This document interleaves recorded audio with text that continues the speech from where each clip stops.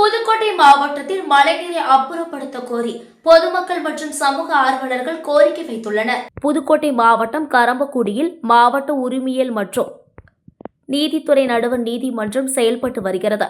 இந்த நீதிமன்றத்திற்கு தினசரி 100க்கும் மேற்பட்ட பயனாளிகள் பயனடைந்து வருகின்றனர். இந்நிலையில் நேற்று கரம்பக்குடி மற்றும் சுற்றுவட்டார பகுதியில் பெய்த கனமழையால் மழை நீரானது செல்வதற்கு வழி இல்லாமல் நீதிமன்ற வளாகத்தில் குளம் போல் தேங்கி சேரும் சகதியுமாக காட்சியளிக்கிறது. இதனால் பொதுமக்கள் மற்றும் பயனாளிகள் பெரும் சிரமம் அடைந்து வருகின்றனர். மேலும் இந்த நீதிமன்ற வளாகத்தில் பொதுமக்களுக்கு தேவையான அடிப்படை வசதிகளான கழிப்பறை வசதி, குடிநீர் வசதி இன்றி பொதுமக்கள் பெரும் சிரமம் அடைந்து வருகின்றனர்.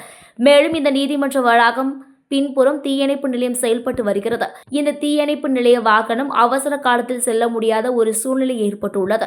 உடனடியாக பேரூராட்சி நிர்வாகம் மற்றும் மாவட்ட நிர்வாகம் நடவடிக்கை மேற்கொண்டு நீதிமன்றத்திற்கு தேவையான அடிப்படை வசதிகள் மற்றும் மழைநீரை அப்புறப்படுத்துமாறு அப்பகுதி பொதுமக்கள் மற்றும் சமூக ஆர்வலர்கள் கோரிக்கை வைத்துள்ளனர்.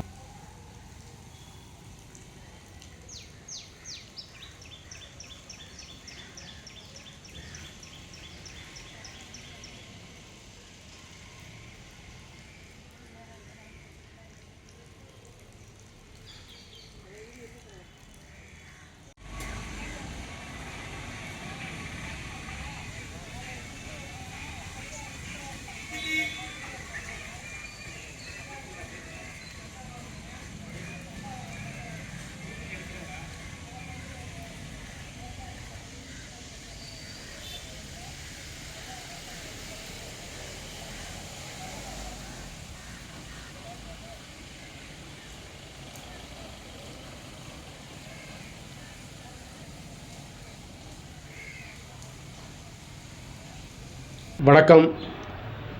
புதுக்கோட்டை மாவட்டம் கரம்பக்குடியில் மாவட்ட உரிமையியல் மற்றும் நீதித்துறை குற்றவியல் நீதிமன்றம் இருக்குது.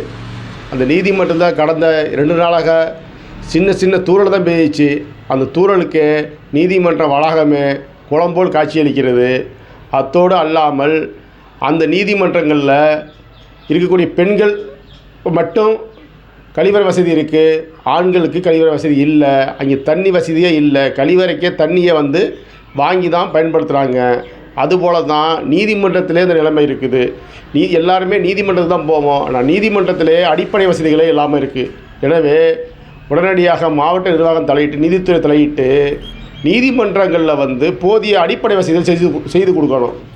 அதோடு இல்லாமல் அந்த வழக்கு சம்பந்தம் போகிறவங்க, காலைல போகிறவங்க இரவு வரைக்கும் அந்த நீதிமன்றத்தில் இருக்கிறாங்க. அவங்க பயன்படுத்தக்கூடிய கழிவறை வசதிகளே இல்லை. 2வது, தண்ணி தேங்குகிற அளவுக்கு சுற்றுச்சூழல் அப்படி மோசமாக இருக்குது. இதெல்லாம் நீதித்துறை கவனத்தில் எடுத்துக்கிட்டு, மாவட்ட நிர்வாகத்தை கவனத்தில் எடுத்துக்கிட்டு இதை உடனடியாக செய்ய வேண்டும் என்று இந்த பகுதி மக்கள் சார்பாக நாங்கள் கேட்டுக்கிறோம்.